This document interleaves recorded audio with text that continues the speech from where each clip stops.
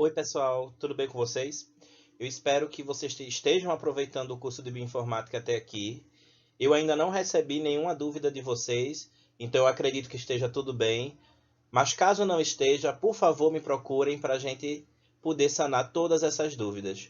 Hoje, a gente vai entrar em mais uma parte do curso de Bioinformática intitulada Anotação de Sequências. Eu acho que a maioria de vocês nunca escutou o termo anotação no contexto em que eu vou apresentar eles hoje para vocês, certo? Então, mais uma vez, caneta e papel na mão, muita atenção para a gente entender o que seria a anotação de sequências, tá certo? Vamos lá?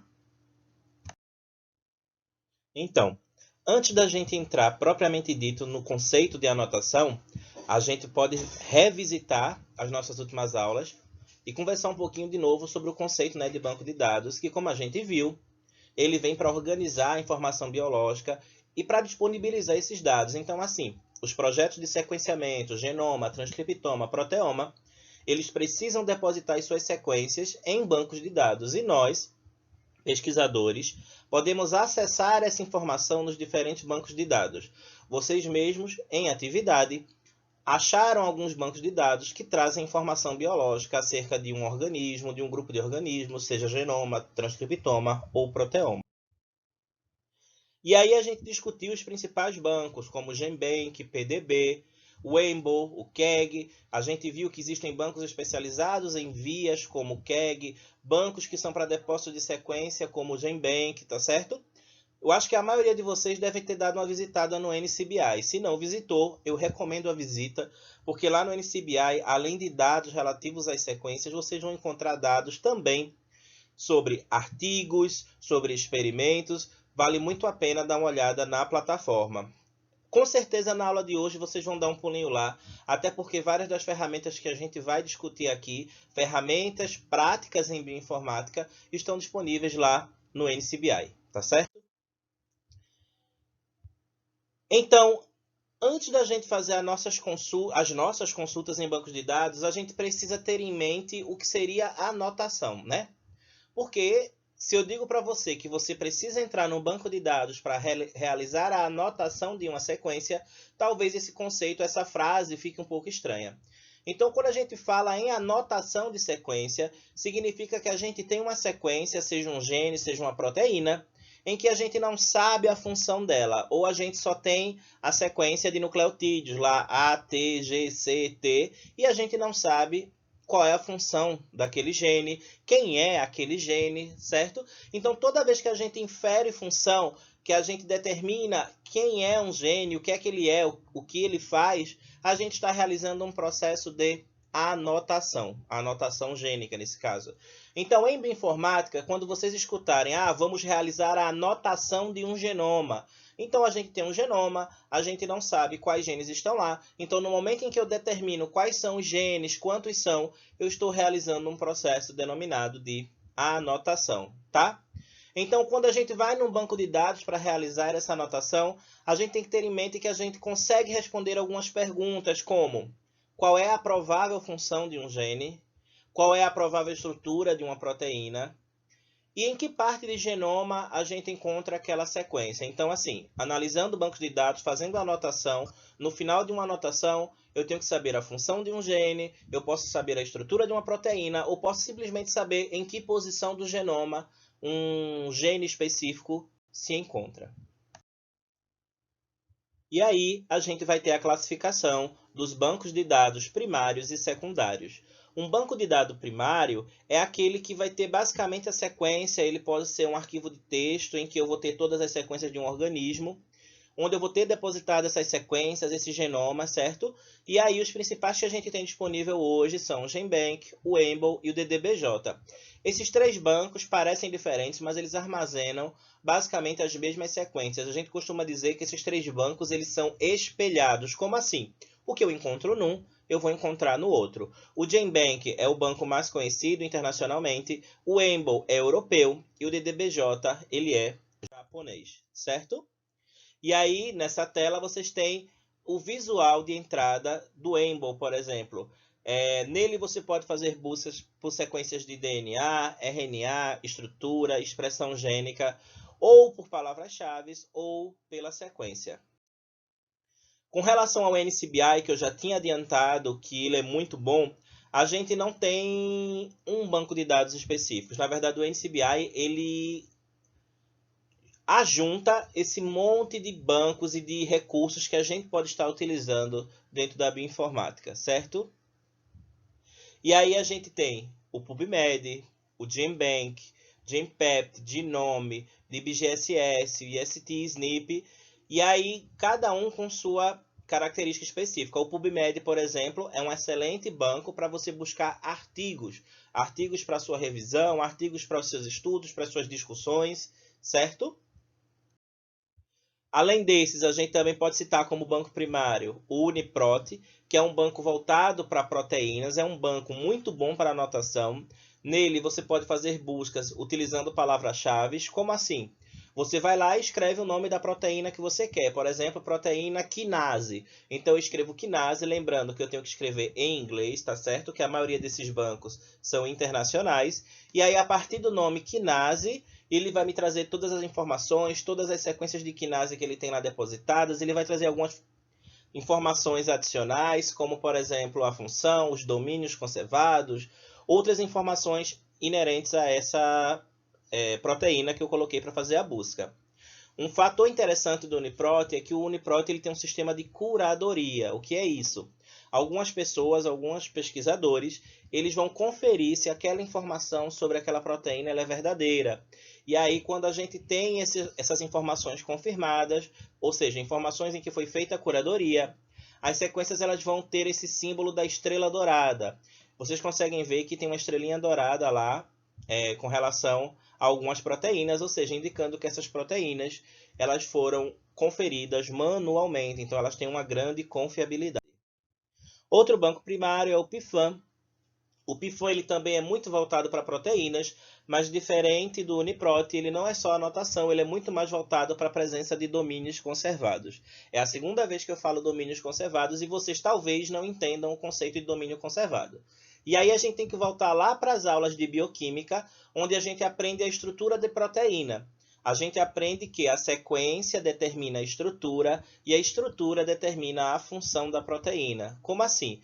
Toda proteína ela vai se dobrar de forma tridimensional e o formato que ela adquire quando se dobra vai determinar a sua função. Como assim? Proteínas canal, por exemplo, de membrana, elas se dobram de tal forma que elas formam um poro central pelo qual elas vão fazer esse transporte lá na membrana. E aí, o grupo de proteínas que corresponde à mesma categoria, como por exemplo, todas as proteínas que são canal, todas as proteínas que são transmembrana, todas as proteínas globulares, elas vão ter regiões conservadas. Imaginem comigo, quinase, como a gente tinha falado, é uma família de proteínas que tem milhares de membros. Qual é a característica de uma proteína quinase? Pensem um pouquinho comigo. Se alguém aqui estiver lembrado, a gente vai ver que as quinases elas são responsáveis por fosforilar. Então, elas vão ter uma região da sua estrutura responsável por fosforilar. Então, toda proteína que é dita quinase, ela vai ter essa região para fosforilar. Então, essa região de fosforilação é um domínio conservado dentro das quinases. Por quê? Todas as quinases vão carregar essa região, por assim dizer. Então, domínio conservado é uma região de um grupo de proteínas que é comum a todas as proteínas daquele grupo. E esse domínio conservado geralmente está relacionado à função. Então, vocês devem estar imaginando agora que o PIFAM se torna importante simplesmente pelo fato de permitir que a gente consiga olhar uma sequência de proteínas e ver qual é o domínio conservado que ela carrega. E a partir do domínio conservado, a gente já pode saber muito sobre a função dessa proteína. E isso é o processo de anotação, ou seja, determinar a função para uma proteína, para um gene específico. Já com relação aos bancos secundários, eles vão trazer informações diferentes do que os bancos primários traziam, né? Então, nos bancos secundários, a gente vai ter muito mais informação sobre a função daquelas proteínas, da literatura associada, as estruturas tridimensionais, por exemplo, de proteína. Então, a gente pode dizer que os bancos secundários trazem informação que vão além da sequência em si, tá? Enquanto os bancos primários eles estão focados na sequência, na estrutura da sequência, na sequência em si, os secundários eles trazem informações adicionais que não estão diretamente relacionadas à sequência, mas são derivadas dessa. Um exemplo é o KEGG, que a gente já tinha comentado, né? Que é um banco de... É a enciclopédia de Kyoto, né, para genes e genomas, e ele permite com que a gente faça anotação de vias metabólicas, ou seja, eu consigo agora saber em que via metabólica, em que processo metabólico o meu gene está inserido. E esse tipo de informação é o típico informação de um banco secundário, tá?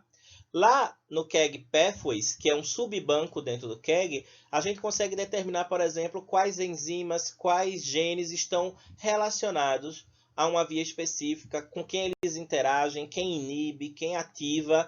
E aí, sabendo disso, a gente consegue inserir o nosso gene, a nossa proteína de interesse, dentro de um contexto metabólico.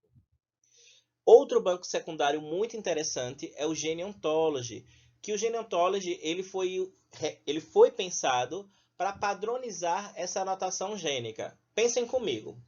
Se a gente tem diversos genes relacionados às funções orgânicas, né, às funções de um organismo, a gente vai ter genes diferentes atuando em mesmos processos. Por exemplo, genes que atuam no processo de geração de ATP, genes que estão atuando no processo de transmissão sináptica, genes que estão no metabolismo de carboidratos, metabolismo de aminoácidos, sabe?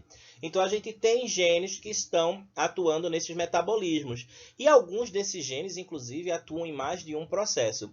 Então, de que forma se pensou o COG? Vamos agrupar todos os genes em 3 grandes categorias. O processo biológico que eles participam, a função molecular que eles vão estar realizando e a localização celular, a localização desse gene dentro do processo.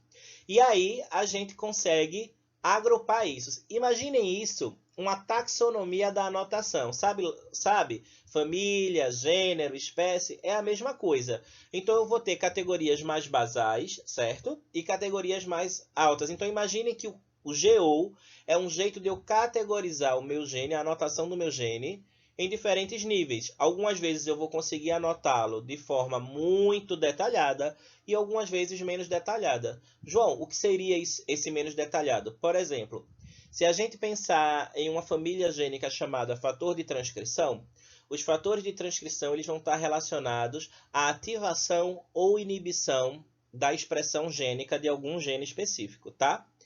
Eles fazem isso se ligando ao DNA. Então, se a gente fosse imaginar uma hierarquia, a gente poderia categorizar eles como genes que se ligam ao DNA, genes que regulam a transcrição e genes que ativam determinado gene.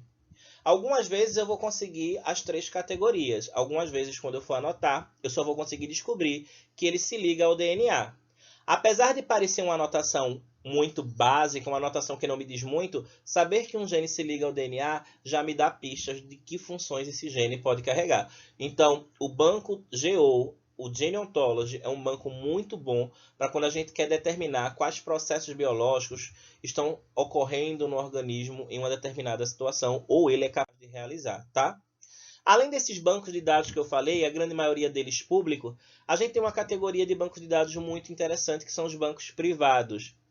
Eu sei, fica estranho falar em banco privado, mas alguns grupos de pesquisa, alguns laboratórios sequenciam seus genomas, sequenciam seus transcriptomas e montam um banco de dados para acesso apenas dos colaboradores, apenas do grupo de pesquisa, para que ele gere os dados. Um exemplo que eu trago para vocês aqui é o Banco Nordeste, que hoje está mudando de nome porque tem mais dados, mas ele é um banco voltado para o feijão calpi ou feijão macaça, feijão que a gente come no nosso dia a dia.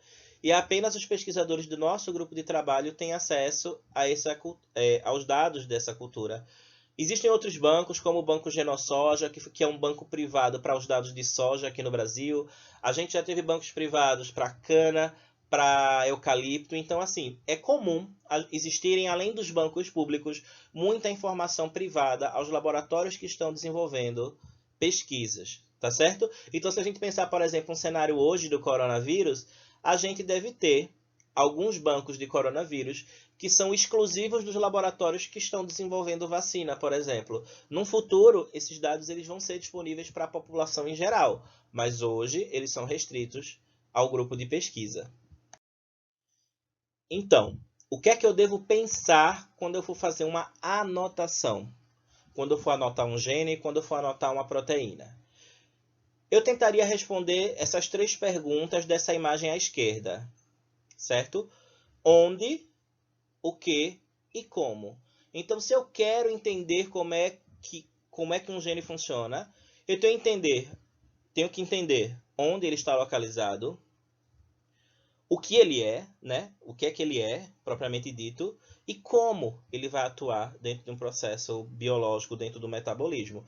Então, se eu consigo olhar para uma sequência que é desconhecida, eu posso determinar para ela onde ela está, o que ela é e o que ela faz, como ela faz as funções dela. E a isso eu posso considerar um processo básico de anotação. Existem outras informações que eu posso conseguir, como, por exemplo, localização subcelular, peptídeo sinal, domínio conservado.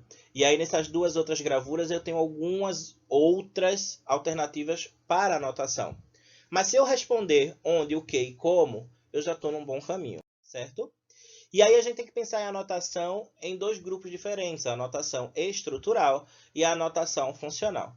Como o próprio nome diz, a anotação estrutural refere-se ao processo de anotação no qual eu vou entender a estrutura de um gene ou de uma proteína. Como assim eu vou entender a estrutura? Você vai entender onde ela se localiza, como é a composição dela. No caso de um gene, quantos exons, quantos introns, onde é que ele começa a ser transcrito, onde é que ele começa a ser traduzido, certo?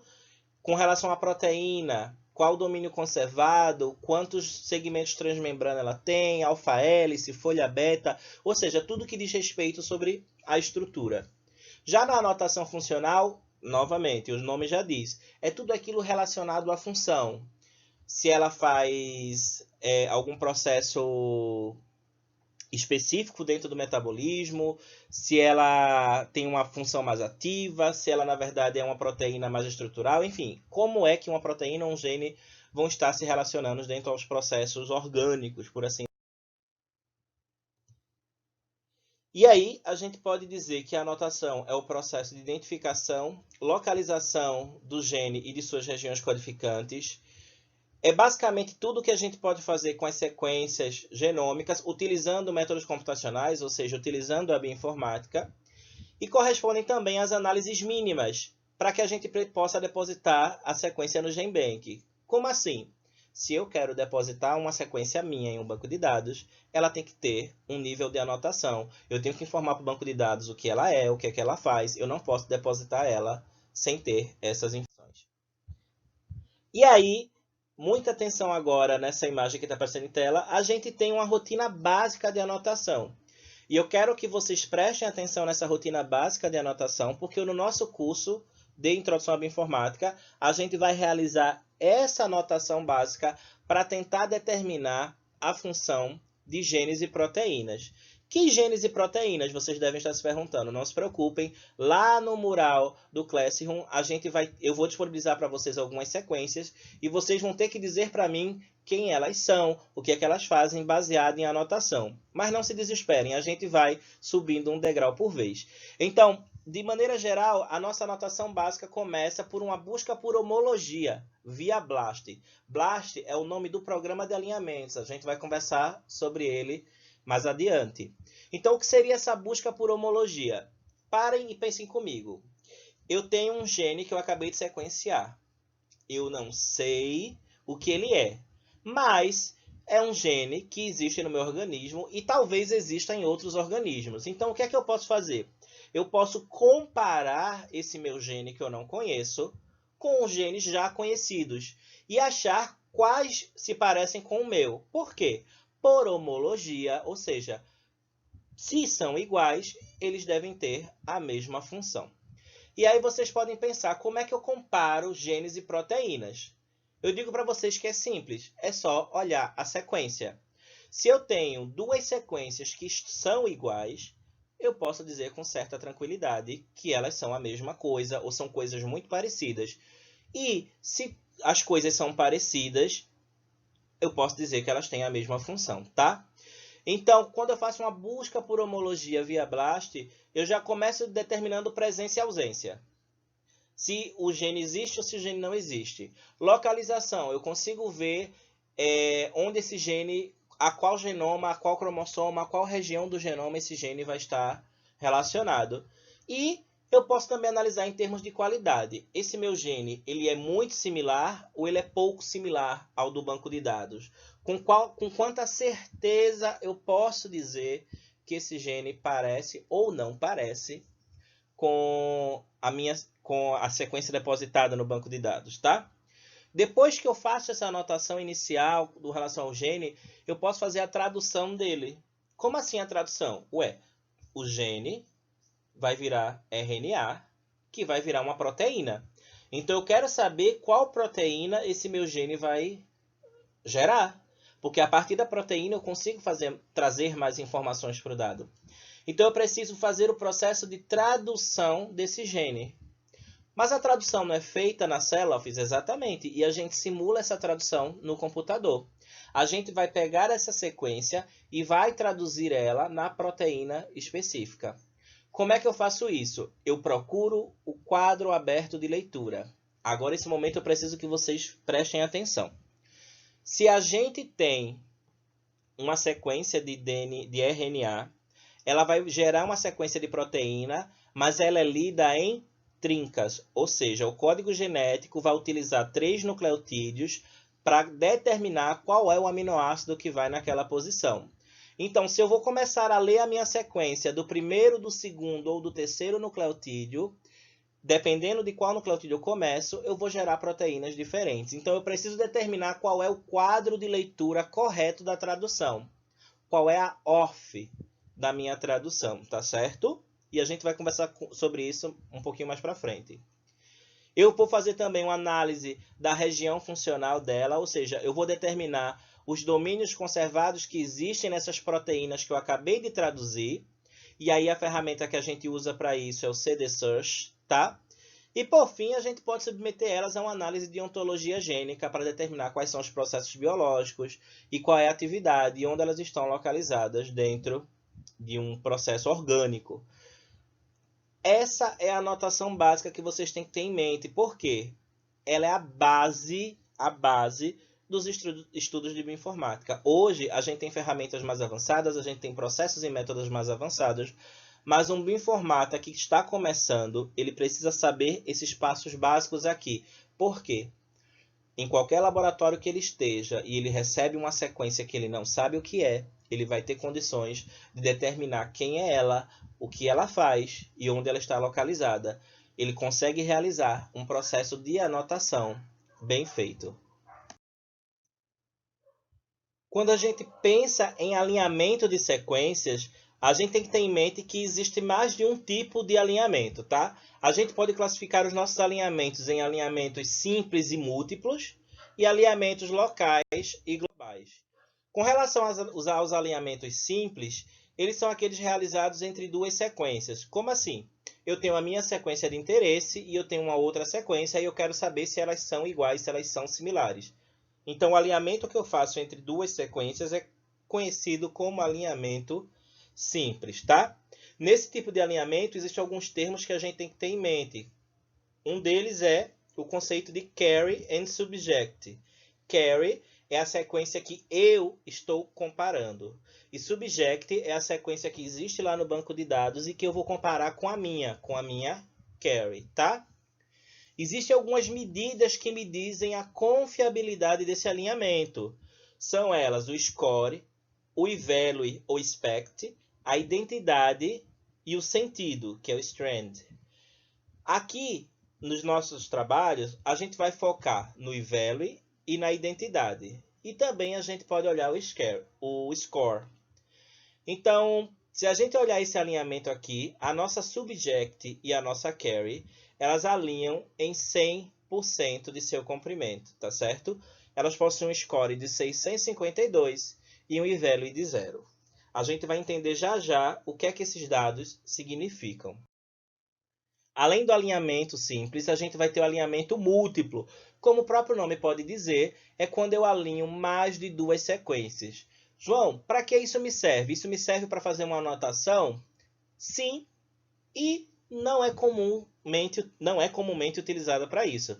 Geralmente, alinhamentos múltiplos permitem com que a gente compare sequências e veja se elas compartilham regiões de similaridade. Se a gente olhar esse alinhamento aqui dessas 4 sequências, a gente percebe que a porção final delas é quase totalmente igual. Esse tipo de análise ele é muito utilizado, por exemplo, quando a gente vai fazer uma análise evolutiva. Além disso, os alinhamentos podem ser dos tipos global ou local. No alinhamento global, eu tento alinhar as sequências de ponta a ponta. Como assim? Imagine que eu tenho duas sequências de 100 nucleotídeos cada e eu tenho que alinhar os 100 nucleotídeos de uma vez só. Esse tipo de alinhamento a gente chama de alinhamento global. Ele é um alinhamento mais demorado e computacionalmente mais pesado. Então, assim, é um alinhamento que não é tão rápido. Já o alinhamento local, que é o alinhamento que a ferramenta BLAST utiliza, ele vai pegar a minha sequência, por exemplo, a sequência de 100 nucleotídeos, e vai quebrar elas em pequenos fragmentos. Esses fragmentos ele chama de word. Se a gente olhar aqui essa imagem, a gente tem um exemplo de alinhamento global, onde ele pegou a sequência 1 e a sequência 2 e alinhou ela integralmente, enquanto que o alinhamento local, ele pegou a minha sequência e quebrou em sequências menores antes de alinhar. E aí vocês devem estar se perguntando, mas por que ele quebrou? Porque no momento que ele quebra a minha sequência, que é muito grande, em fragmentos menores, ele consegue alinhar ela com maior facilidade. E aí ele consegue ser um processo mais rápido. E aí vocês devem estar se perguntando, como é que ele calcula então se o alinhamento foi bom ou se foi ruim? Ele faz exatamente isso que essa imagem aqui está mostrando para vocês. É claro que de forma mais ampla, mais global, e os valores são um pouco diferentes, mas a base, o cerne do processo é o mesmo. O que é que está acontecendo? Eu alinhei essas duas sequências aqui, e eu tenho regiões verdes em que houve o que a gente chama de match. O que é isso? Os nucleotídeos eles coincidiram, eles são iguais. Eu tenho essas regiões vermelhinhas aí, onde houve mismatch, ou seja, os nucleotídeos são diferentes. E eu tenho essas regiões azuis, onde houve o que a gente chama de gap. O que seria gap? Em uma das sequências, eu não tenho um nucleotídeo correspondente. Então, para melhorar o alinhamento, eu sou obrigado a dar um espaço. Esse espaço corresponde ou a uma deleção na sequência ou a uma inserção de nucleotídeo na outra sequência, tá? Eu não tenho como determinar isso comparando duas sequências. Por isso, a gente chama isso de indel, mas não vamos pensar nisso agora. Então, a gente tem esses três processos, o gap, o mismatch e o match. Toda vez que eu tiver um alinhamento perfeito, um match, eu somo mais um. Então, eu tive 23 matches nesse alinhamento. Quantos mismatches eu tive? Eu tive 3 mismatches. Para cada mismatch, eu subtraio 2. Então, menos 6. Eu precisei abrir um gap para alinhar a sequência duas vezes. Então, menos 4, o que dá menos 8. E eu precisei, em um momento, estender o gap. E aí aqui eu faço um parênteses. João, não seria o mesmo peso abrir e estender o gap? Não é. Para abrir o gap, eu tenho uma penalidade maior, porque esse é um processo mais raro, que corresponde a uma mutação, uma inserção.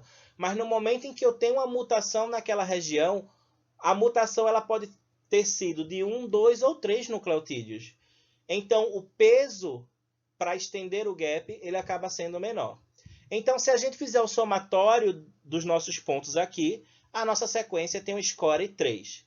Então, se eu dissesse para vocês que eu fiz um outro alinhamento com outras duas sequências e eu tive um score 10, o que é que vocês levam a pensar de primeira? Eu pensaria que quem teve o score 10 teve o score maior, o alinhamento foi melhor. E é isso mesmo. Quanto melhor o score, melhor o alinhamento. E aí vocês devem estar se perguntando como é que ele determina quantos pontos subtrair, quantos pontos somar. Existem o que a gente chama de matrizes de substituição, que são os valores de penalidade para ocorrência de alguma mutação, de alguma base que não coincide, tá? E aí, dependendo da forma que eu considere essas penalidades, o meu score vai variar. Essas matrizes também existem a nível de aminoácido, como essa matriz aqui gigante, que mostra qual seria a penalidade da substituição de um aminoácido por outro. Então, internamente, o programa BLAST utiliza essas matrizes para fazer o cálculo do score. E aí vocês têm que ter em mente que quanto melhor o score, melhor foi o alinhamento. E aí essa ferramenta BLAST, ou Basic Local Alignment Search Tool, é a ferramenta mais conhecida no mundo da bioinformática, uma das mais citadas, e está lá no NCBI, e ela vai ser a grande responsável por realizar esse alinhamento por vocês. Basicamente, todo pesquisador em biologia molecular já usou uma vez. Conta-se que ela é a ferramenta mais utilizada, e o artigo dessa ferramenta é o mais citado de toda a história das ciências biológicas. Mas independente de todo o sucesso e todo o marketing, ela é sim uma ferramenta boa e útil para as análises de anotação. A gente tem tipos de BLAST diferentes. A gente tem o BLAST nucleotídeo, que compara a sequência de nucleotídeos. A gente tem o BLAST proteína, que compara sequências de proteínas. A gente tem o BLAST X, que ele vai buscar em um banco de proteínas, utilizando a carry como sendo uma sequência de nucleotídeo que ele vai traduzir, tá? Eu tenho o tBLAST-N, onde eu posso utilizar uma sequência de proteína para fazer busca em um banco de nucleotídeos. Então, a partir do BLAST, eu posso fazer buscas utilizando sequências de nucleotídeos ou de proteínas em bancos de nucleotídeos e proteínas, dependendo do que eu queira. E aí, quando a gente faz o BLAST, a gente tem que ter em mente que a gente tem algumas variações, como, por exemplo, o BLAST-N, ele utiliza words de 11 nucleotídeos, enquanto o BLAST-X pode usar words de 3. E aí ele vai procurar sempre o melhor alinhamento dentro do banco de dados. Então, se vocês olharem essa imagem aqui à direita, vocês vão ver que os scores eles começam alto e vão diminuindo, e os I-values também, eles começam muito baixos e vão aumentando. Por quê? O I-value que a gente procura é sempre o menor I-value possível. E aí a gente ainda não conversou sobre o I-value. O que seria o I-value então? O I-value seria a probabilidade desse meu alinhamento ter sido feito ao acaso. Então, o I-value 0 diz que é 0% de chance do alinhamento ter sido feito ao acaso. E aí esse value ele vai do 0 até 1, 2, 3, 4, mas quando ele chega em valores tão altos, a gente já não tem confiabilidade do alinhamento. Qual seria então o valor limite para eu considerar o I-value? Depende da sua pesquisa. A maioria dos autores tem utilizado o I-value de menos 10. Alguns grupos, como o grupo o qual eu faço parte, utilizam menos 5 como sendo o limite. E alguns autores que trabalham com sequências muito pequenas utilizam menos 4 como sendo o limite, tá? Mas aí depende da sua pesquisa. Para os nossos trabalhos aqui, vamos sempre considerar o limite de menos 5, ou seja, tudo que for I-value menor do que menos 5, a gente utiliza. Menos 0,5, tá? A gente tem que pensar que isso é um número exponencial, tá? Então, quando eu falo menos 5, eu estou falando 10 elevado a menos 5, tá? Então, tudo que for maior do que 10 elevado a menos 5, eu não utilizo. E aí, para a nossa anotação ser mais completa, além do BLAST, a gente vai utilizar o Orth Prediction, fazer uma predição de Orth no Orth Prediction, no Orth Finder. O que é isso? A gente sabe que quando um gene vai ser convertido em proteína, ele antes precisa ser transcrito em um RNA. Esse RNA passa por um processo de amadurecimento, onde vão ser retirados os introns, que são aquelas regiões não codificantes. E a partir da região codificante, eu vou poder traduzir em uma proteína. E o programa OrthFinder, ele vai fazer essa busca. Como é que ele faz essa busca para mim? Ele vai buscar primeiro o ATG, o Start Codon, certo? O códon de iniciação. E ele vai fazer a tradução até achar o Stop Codon. Como eu falei para vocês, ele tem mais de um quadro de leitura. Ele pode começar essa leitura do primeiro nucleotídeo, do segundo, do terceiro, ou ele pode ler a sequência complementar, ou seja, nos frames -1, -2 e -3. Tá confuso, mas deixa eu tentar explicar para vocês. Se vocês olharem aqui, essa sequência, que sequência é essa? Imaginem que a gente está agora num planeta estranho ao nosso. E esse é o código genético desse planeta. E aí eu quero perguntar para vocês, a sequência traz alguma informação para vocês assim? Não, ela precisa ser traduzida para que eu tenha alguma informação. Eu posso traduzir ela nos frames +1, +2 e +3, ou seja, eu vou começar a organizar elas em trincas da primeira, da segunda e da terceira posição. Então, quando eu faço a organização delas em trincas a partir da primeira base, eu tenho essa informação aqui, que para mim ainda não diz muita coisa. Quando eu traduzo ela a partir da segunda posição, eu já vou ter uma informação diferente da primeira, e aí eu vou ver se já faz algum sentido para mim. Eu já não encontro nada que faça sentido aí nessa palavra. Quando eu olho o frame 3, opa, eu já vejo uma coisa diferente. Quando eu analiso a sequência sobre o frame 3, eu acho a seguinte informação: soube viu o céu, ter mãe era sua paz. O que é que esse jogo de letras mostra pra gente? Que dependendo da posição que eu comece a fazer a tradução, eu vou ou não vou conseguir informação. No nosso caso, o que seria essa informação? Dependendo do nucleotídeo em que eu inicie a tradução, eu vou ter ou não uma proteína funcional, tá? Então, a minha tradução ela pode ocorrer da posição +1, +2, +3, ou seja, da primeira, da segunda ou da terceira posição. E ela pode ser lida no sentido contrário, nas posições -1, -2 e -3. Então, assim, eu tenho 6 quadros de leituras. Então, quando eu utilizar o Authfinder vai buscar para mim os 6 quadros de leituras possíveis dentro da ferramenta. Então, eu coloco a minha sequência ali e, a partir da minha sequência, ele vai procurar o códon de iniciação, o códon de terminação, e ele vai gerar para mim exatamente a proteína possível da minha tradução. Se vocês olharem esse quadro, ele traz ORF3, ORF7, ORF2, ORF8, ORF9. O que é isso? Ele não acha apenas um quadro de leitura, ele acha todos os quadros de leituras. Geralmente, o primeiro quadro de leitura que ele traz é o quadro de leitura mais provável, o melhor. E esse, geralmente, é o que carrega a nossa proteína de interesse. João, como é que eu sei que essa é a minha proteína de interesse? Simples. De posse da sequência que aparece no quadro à esquerda, eu realizo um novo BLAST. Por quê? Eu já fiz um BLAST, então eu já sei o que é que a minha sequência é. Ela é, por exemplo, uma quinase. Então, eu pego a sequência de proteínas traduzida e faço um novo BLAST. Se o resultado for quinase, significa que essa tradução é a tradução correta. Então, eu já fiz um BLAST inicial em que eu descubro a função e eu já consegui fazer a tradução e obter a sequência de aminoácidos. João, o que é que eu faço com as sequências de aminoácidos? Muita coisa que a gente vai ver nas nossas próximas aulas.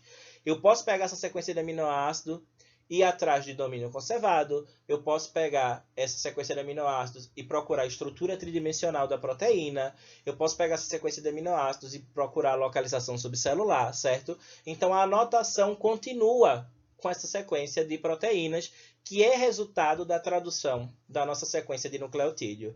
Mas aí, se você não tiver uma sequência de nucleotídeo e estiver começando direto com uma sequência de proteína, sem problemas. Você esquece a parte de tradução do Authfinder, porque a sequência ela já vai estar traduzida. Mas todas as outras etapas você consegue fazer. Você consegue fazer um BLAST, você consegue fazer a predição de estrutura tridimensional, etc. Ufa! Chegamos ao final dessa aula, que foi mais longa do que as outras, mas que trouxe muita informação. Eu sei que pode ter ficado muita dúvida na cabeça de vocês, por isso que a aula vai ficar online, vocês podem pausar, voltar, tentar entender. Eu vou colocar mais material para vocês lá no mural, para que vocês tenham acesso a conteúdo escrito. Eu vou tentar trazer para vocês alguns outros tutoriais e a gente vai fazendo essas atividades iniciais. O que é que eu quero nesse momento para vocês? Que vocês entendam o conceito de anotação, que vocês saibam o que é um BLAST e que vocês saibam o que é o Authfinder. Por quê? Essa semana a gente vai iniciar as nossas atividades práticas, em que vocês vão ter que realizar BLAST e que vocês vão ter que realizar a tradução via Authfinder. Como isso se encaixa nos contextos que a gente quer trabalhar com bioinformática? Eu estou querendo trazer a introdução da bioinformática para vocês no aspecto prático. Eu quero que vocês consigam, no final do curso, saber que caminhos tomar para descobrir o que é um gene, o que é uma proteína que foi colocada para vocês, uma sequência que vocês não conhecem, tá certo? Então, qualquer dúvida, falem comigo, fiquem de olho no mural, leiam os materiais que eu vou enviar para vocês, que eu vou separar, porque neles vai ter conteúdo que ajuda a fixar. E, como eu disse, estou à disposição para tirar dúvidas. Até a próxima aula e vão-se embora lá para o Classroom para treinar as habilidades. Abraço!